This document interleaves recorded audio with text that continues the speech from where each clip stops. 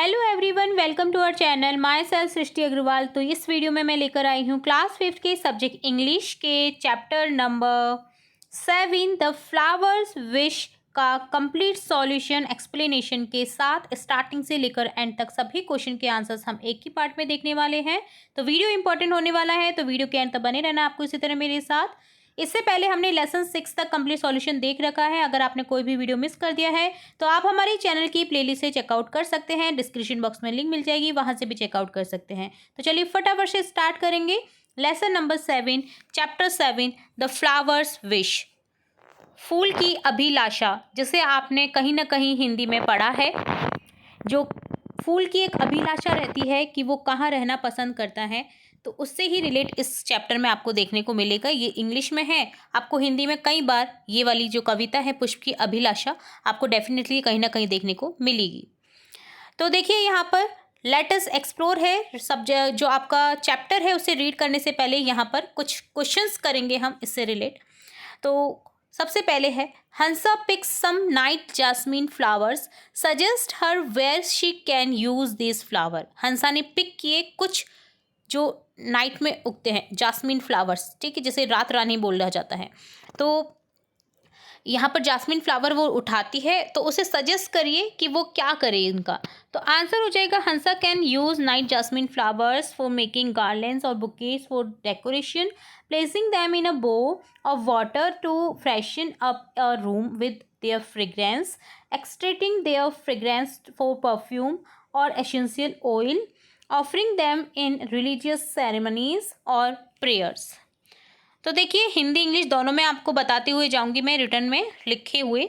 तो देखिए हंसा night jasmine फूलों का यूज़ जो है वो निम्नलिखित कर सकती है, निम्नलिखित रूप से कर सकती है, जैसे सजावट के लिए, माले या गुलदस्ते बनाने के लिए, इन्हें पानी के कटोरे में रखकर उसकी खुशबू से कमरा ताज़ा हो जाता है, तो वो ऐसा भी कर सकती है। इत्र आवश्यक तेलों के लिए उनकी सुगंध निकालना कर सकती है। धार्मिक समारोह प्रार्थनाओं में इसे अर्पित करके इनका यूज़ कर सकती है। अगला क्वेश्चन है now if the flower could speak what would be it's opinion about the use listed before. अगर फूल बोल सकता तो ऊपर जो आपके उपयोग देखे इस क्वेश्चन में, फर्स्ट क्वेश्चन के उपयोग देखे तो उसकी राय क्या होती। तो चलिए आंसर देखेंगे। Now if the flower could speak it's opinion about the uses list above might be the flower might express containment with being used for decoration, fragrance or offering this uses, appreciate its beauty and scent. However, it might also express a desire to left on the plant to complete its natural life cycle, emphasizing the importance of its role in nature. Example, pollination, seed production before being plucked. अगर फूल बोल सकता तो ऊपर बताए गए उपयोगों के बारे में उसकी कुछ इस तरह से राय हो सकती है। फूल सजावट, सुगंध, प्रसाद के रूप में इस्तेमाल किए जाने पर संतुष्टि व्यक्त कर सकता है, क्योंकि ये उपयोग उसकी सुंदरता और सुगंध की सराहना करते हैं। हालांकि वह यह भी इच्छा व्यक्त कर सकता है कि उसे पौधे पर ही रहने दिया जाए ताकि वह अपना प्राकृतिक जीवन चक्र पूरा कर सके और प्रकृति में उसकी भूमिका जैसे परागण, बीज उत्पादन की महत्व पर जोर देते हुए तोड़े जाने से पहले। ठीक है, तो ये डन होता है आपका लेटस एक्सप्लोर वाला पार्ट, जिसमें 2 क्वेश्चन थे आपके, जिसे हमने देख लिया है हिंदी इंग्लिश दोनों में।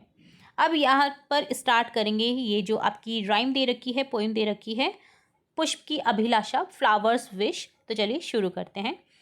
सबसे पहले इंग्लिश में रीड करेंगे, देन इसका हिंदी में अर्थ समझेंगे। Let's recite a poem about what a flower wishes to do. चलिए रिसाइट करते हैं पोइम को कि फ्लावर क्या चाहता है, उसकी क्या विश है, क्या इच्छाएं हैं। I do not wish to get woven in fairies' jewels bright, nor to decorate a lover's garland, beautiful and bright. I do not wish to rest upon the tomb of a king. O God, I wish not to be proud of such thing. Pick me, O gardener, with your gentle hand, and cast me on the path where brave men stand, on the path where heroes walk to offer their head to the motherland where countless warriors have bled। जो कि लिया गया है adapted from Hindi poem पुष्प की अभिलाषा, जैसे मैंने आपको कहा था, जो कि है माखनलाल चतुर्वेदी द्वारा लिखित। आपको हिंदी में डेफिनेटली देखने को मिल ही जाएगी और मैंने भी ये पाठ पढ़ाया हुआ है, आप देख सकते हैं हमारी चैनल की प्लेलिस्ट से पुष्प की अभिलाषा। जब आप सर्च करेंगे प्लेलिस्ट में तो आपको मिल जाएगा। तो देखिए इस तरह से ये पूरी राइम है। अब इसका हिंदी अर्थ समझेंगे कि क्या क्या विशेष की हैं फ्लावर ने। मैं परियों के चमकीले गहने में गुथना नहीं चाहता, न ही किसी प्रेमी के सुंदर और चमकदार माला में सजना चाहता हूँ। मैं किसी राजा की कब्र पर आराम नहीं करना चाहता। हे ईश्वर, मैं किसी ऐसी चीज पर गर्व नहीं करना चाहता। मैं हे माली, मुझे अपने कोमल हाथ से उखाड़ लो और मुझे उस पथ पर ले चलो जहाँ वीर पुरुष खड़े हैं, उस पथ पर जहाँ वीर अपना शीश अर्पित करने चलते हैं, उस मातृभूमि की और जहाँ असंख्य जो वॉरियर्स होते हैं, जो लड़ने वाले योद्धा होते हैं, ने अपना रक्त बहाया है। मैं उस स्थान पर जाना चाहता हूँ, तो मुझे वहाँ ले चलो। तो ये एक पुष्प की अभिलाषा कि वो वीरों को अपना सुपुर्द कर देना चाहता है, जीवन वीरों के समर्पित। ठीक है, तो ये इस तरह से डन होती है आपकी कंप्लीट राइम। अब यहाँ पर कुछ न्यू वर्ड्स आपको देखने को मिले हैं जिनके हम अर्थ समझेंगे, सेंटेंस बनाएंगे उससे। तो देखिए सबसे पहले वर्ड आया है वोवन, जिसका अर्थ होता है पास्ट पार्टिसिपल ऑफ वेव। ये जो पास्ट पार्टिसिपल यूज़ किया गया है, वेव का पास्ट पार्टिसिपल है। फॉर्म बाय इंटरलेसिंग थ्रेड्स और स्ट्रिप ऑफ मटेरियल। तो आपने देखा होगा वेव अर्थात होता है बुना हुआ, बुनाई का भूतकालिक कृदंत यहाँ पर यूज़ किया गया है। धागे या सामग्री की पट्टियों को आपस में जोड़कर बनाया गया होता है। तो सेंटेंस कंप्लीट करेंगे। The intricate tapestry was beautifully woven with colorful threads. जटिल टेपेस्ट्री को रंगीन धागों से खूबसूरती से बुना गया है। बुना हुआ ये समझ लीजिए, जैसे गूथा हुआ नहीं होता, उनसे हम गूथते हैं, उसी को बोला जाता है वोवन। ठीक है, तो चलिए नेक्स्ट देखते हैं वर्ड ज्वेल्स। ज्वेल्स का आप अर्थ अच्छे से समझ सकते हैं, ऑर्नामेंट्स, आभूषण से रिलेटेड। प्रीशियस स्टोन और ऑर्नामेंट्स, महंगे पत्थर और ऑर्नामेंट से रिलेटेड है। She adorned herself with exquisite jewels for the grand ball. तो इसका अर्थ होता है उसने भव्य समारोह के लिए स्वयं को अति सुंदर आभूषणों से सुसज्जित किया। ठीक है, रत्न जिसे बोल सकते हैं ज्वेल्स। गार्लैंड जो वरमाला होती है, माला होती है। अ wreath of flowers and leaves worn on the head or hung as a decoration. The bride wore a delicate flower garland in her hair. तो गार्लैंड होता है माला, फूल और पत्तियों की एक माला होती है जिसे सिर पर पहना जाता है, सजावट के रूप में लटकाया जाता है। दुल्हन ने अपने बालों में एक नाजुक फूलों की माला पहनी हुई थी। Tom, a large vault, typically an underground one for buying the dead. The ancient Pharaoh tomb was discovered filled with treasures. Tom अर्थात कब्र, एक बड़ा तहखाना जिसे बोला जा सकता है, आमतौर पर भूमिगत, जिसमें मृतकों को दफनाया जाता है। प्राचीन फराओ का मकबरा खजानों से भरा हुआ पाया गया। इस तरह से आपको यहाँ पर सेंटेंस बनाना था। प्लग तोड़ना होता है, to take hold of something and quickly remove it from its place. इसका अर्थ होता है उखाड़ना किसी चीज़ को, तो तुरंत उसके स्थान से हटा देना। तो यहाँ पर सेंटेंस बनेगा, he decided to pluck a fresh rose from the garden. उसने डिसाइड किया, उसने फैसला लिया, उसने बगीचे से एक ताज़ा गुलाब तोड़ने का फैसला किया। अगला गार्डनर, माली जिसको बोलते हैं, person who cultivates and tends a garden as a pastime और अ प्रोफेशन। एक पर्सन, वह व्यक्ति जो मनोरंजन या पेशे के रूप में बगीचे की देखभाल करता है, ये भी एक पेशा होता है माली का, गार्डनर जिसे बोला जाता है।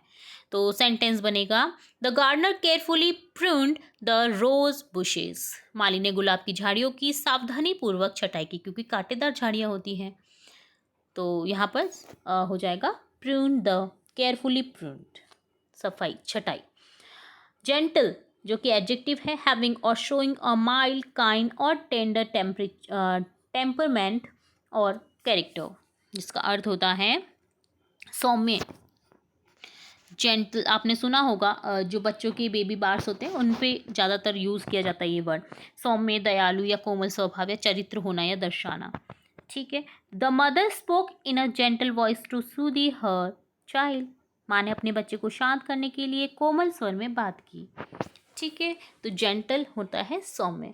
तो ये थे आपके इम्पॉर्टेंट वर्ड्स जो इस चैप्टर में आए हुए थे, जिनके हमने अर्थ देख लिए हैं, सेंटेंस मेक कर लिए हैं, हिंदी में समझ लिया है। तो अब देखते हैं आपके अभ्यास कार्य को, क्वेश्चन आंसर्स को स्टार्टिंग से लेकर एंड तक देखने वाले हैं, तो वीडियो के एंड तक बने रहना है आपको इसी तरह मेरे साथ। तो देखिए सबसे पहले स्टार्ट करेंगे, लेट अस डू इट। चलिए करते हैं first question.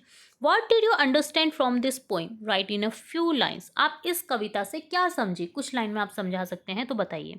The poem expresses a flower desire not to be use for adornment और लग्जरी। उसे लग्जरी और एडॉर्नमेंट नहीं चाहना है, उसको क्या करना है, वीरों के पथ पर फैलाओ उसको, या वीरों के ऊपर चढ़ाओ, वो ये आशा कर रहा है। तो but rather to be sacrifice for motherland and its brave soldiers. It highlights the flowers wish to be place on a path where heroes walk. जहाँ पर सैनिक चलते हैं जिस रास्ते पर, वहाँ पर वो बिछ जाना चाहता है। Symbolising respect and honour for those who have died for their country. जो इस देश के लिए अपनी जान गंवा बैठता है या शहीद हो जाता है, वो उसके ऊपर चढ़ना चाहता है, बजाय एक राजा के क्राउन पर सजने के, बजाय एक माला में सजने के, बजाय एक ब्राइड के माला में सजने के। तो लग्जरी लाइफ उसे नहीं चाहिए, वो वीरों को सुपुर्द कर देना चाहता है अपने जीवन को। सेकेंड क्वेश्चन है, based on the poem create a dialogue between the gardener and the flower.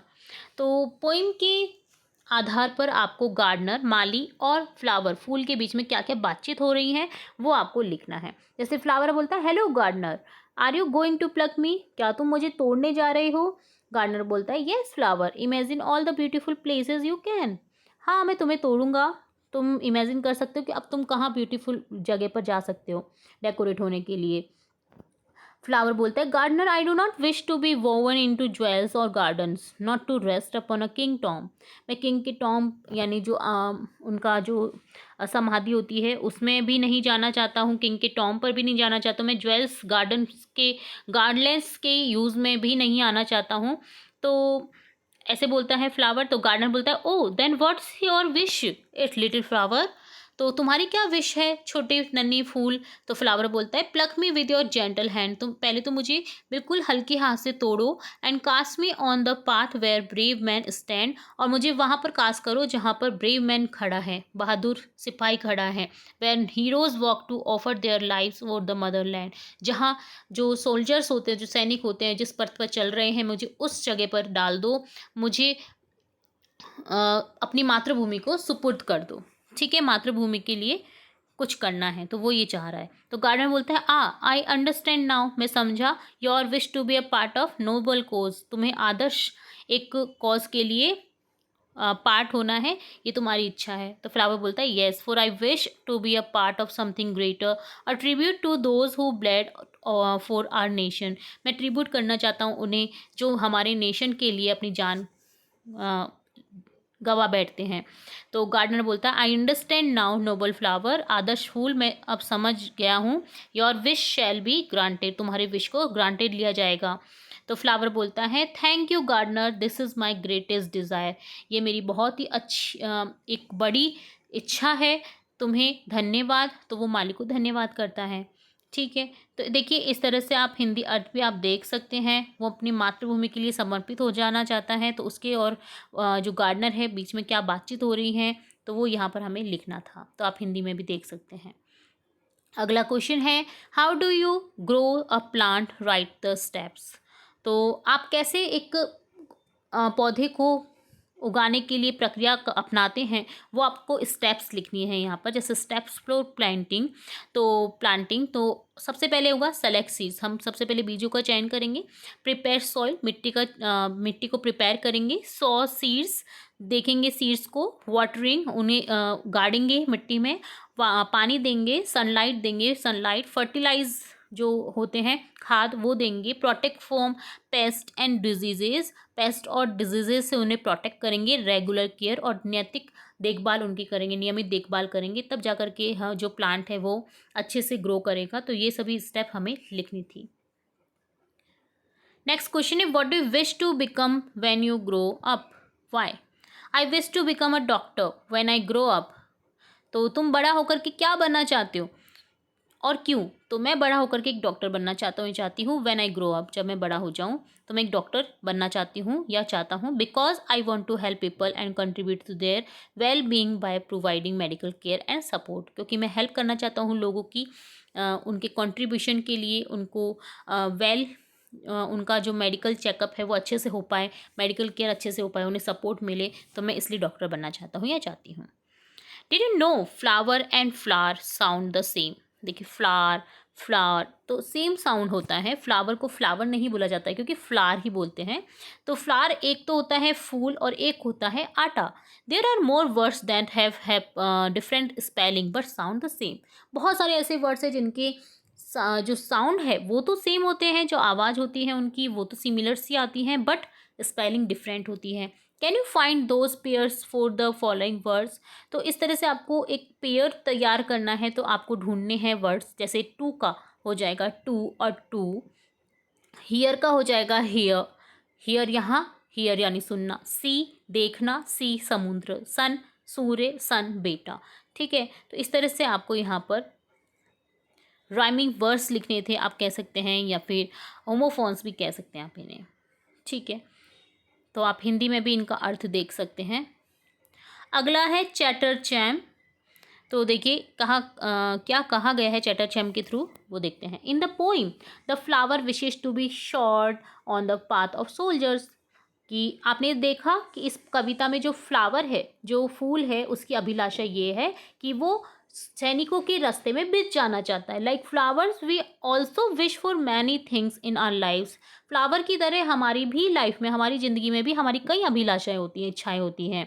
What are some of your wishes? तुम्हारी क्या इच्छाएं हैं? Right 5 of them below. उनमें से आप 5 यहाँ पर लिखिए। One example is given for you, for help to you. तो I wish chocolate could grow on the trees of our school. तो एक एग्जाम्पल दिया गया है आपकी विश से रिलेटेड। जैसे मैं चाहता हूँ कि जो चॉकलेट है वो ग्रो हो जाए पेड़ों में हमारे स्कूल की। ठीक है, तो इस तरह से यहाँ पर एक इच्छा दे रखी है। हम सोचते हैं कई बार कि काश चॉकलेट का भी पेड़ होता तो हम आसानी से चॉकलेट को उखाड़ सकते, है ना। तो इसी तरह से आपको विशेष बतानी है। जैसे I wish to complete my homework to get full marks. मैं अपना होमवर्क कंप्लीट कर देना चाहता हूँ फुल मार्क्स मिलने के लिए। I wish vegetables my taste like chocolate. Vegetables का टेस्ट चॉकलेट के जैसा हो, मैं ऐसा इच्छा चाहता हूँ, मेरी ये इच्छा है।